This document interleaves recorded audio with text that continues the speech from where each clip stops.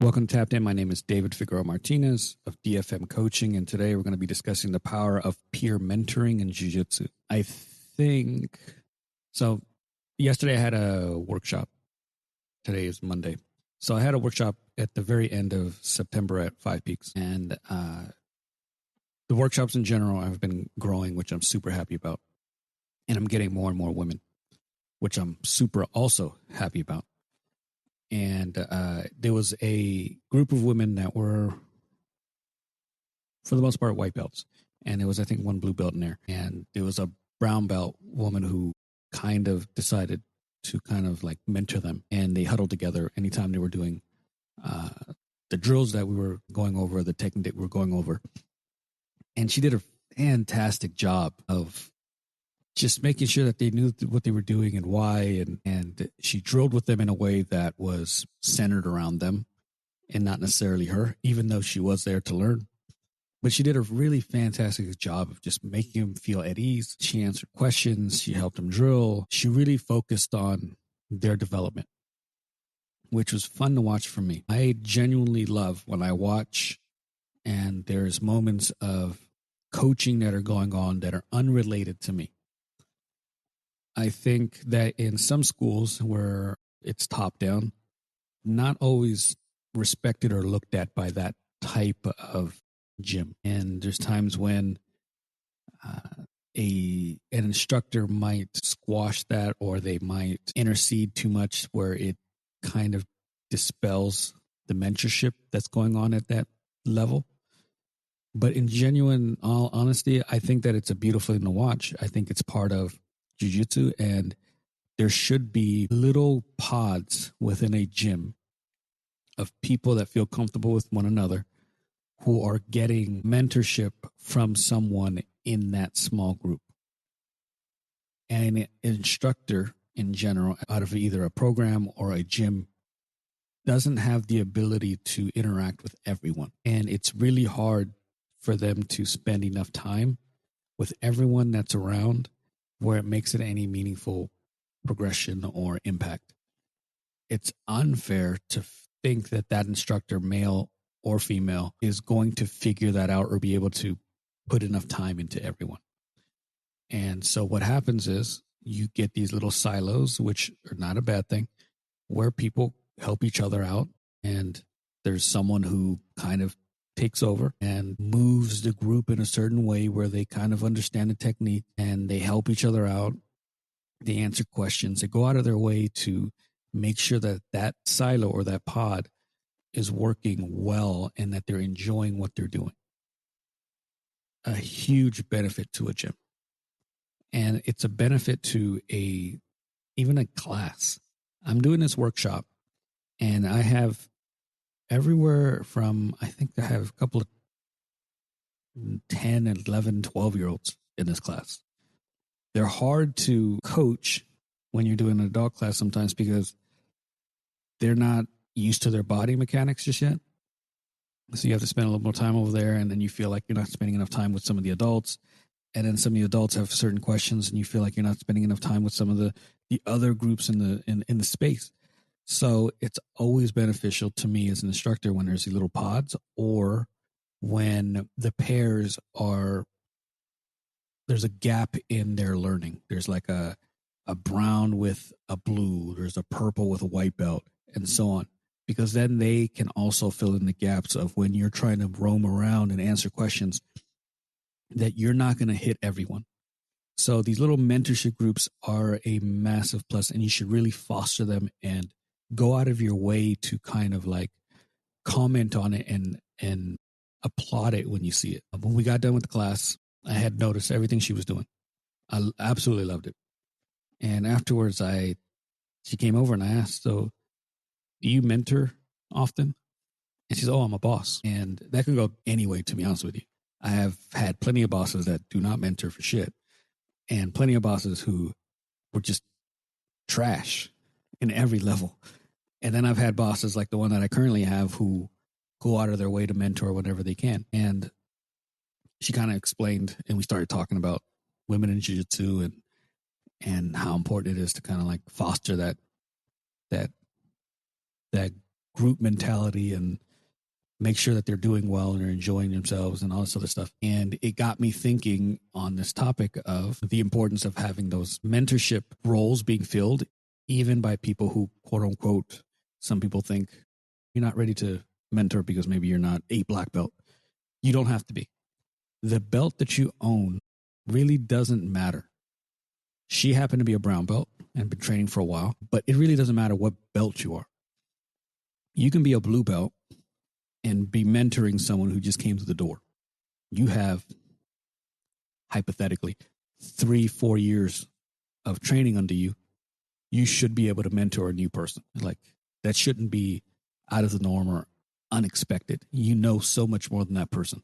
3, 4, 2 years, sometimes more than that person. So yes, mentor them, build them up. Your technique may not be on the level of teaching, but by comparison, it's a huge benefit for them and the gym. So we got to talking, and I started thinking about the topic, and I started thinking about how mentorship doesn't have to be something that's given to you and said, oh, you have permission to do this. It really should be about you care enough and you see the things that are going on around you that you step in and you help the people that you feel need it. And it's this topic for her, in this class for her, it was some women who happen to be on the newer side who need a little bit of guidance. I see some of my purple belts in the mornings.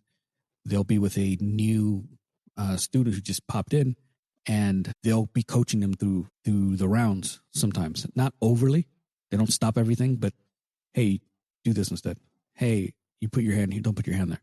And they'll be coaching them so that they can start building up some confidence and understanding and a little bit of at least a knowledge base of some of the things you should and shouldn't be doing. That it's never been something that should be awarded on someone to do. It should be anyone that feels comfortable doing it, regardless of rank, and is coming from a place of genuine kindness and love. Help people out. Go out of your way to help people out. Go out of your way. You might be 6 months in and you may not be able to illustrate or verbalize why a technique works for you because you haven't been here long enough. But you could also, maybe you coach and you mentor. Hey, I know you're struggling and I know things are going to look really bad for a while and everything sucks, but I'm telling you, it gets better. And you can coach them through that aspect. You can coach them through, hey, I noticed that you only have one gi. I have a spare. Do you want it? That stuff goes such a long way. And there are things that oftentimes the gym isn't even aware that happens, isn't even aware that should have happened, isn't aware because you're looking at the whole big picture, that when these people come in without being told to, and they come in and they kind of like, hey, I'm just going to take you under my wing for a little bit. Doesn't mean it's for a lifetime. Doesn't mean for years on end. Just let me help you a little bit. So this is what I do this is how I wash my gis. Like, no one talks about how to wash gis for the most part. Every once in a while, I'll hear someone, especially the front desk, they might tell a student, hey, don't hang dry. It might shrink. But there's no real conversation in it. So sometimes that mentorship is just you giving them tidbits that you've picked up over the time in your jiu-jitsu career that may not be technical, but they matter in the scope of how to train. They matter in the scope of, hey, so I noticed that you tape your hands or you're dealing with something. This is how I tape my fingers. This is the gis that I like. They're a great price. They're not super expensive. They're quality. And I know it's hard to do. Like, you don't know enough about gis. So this is what I like.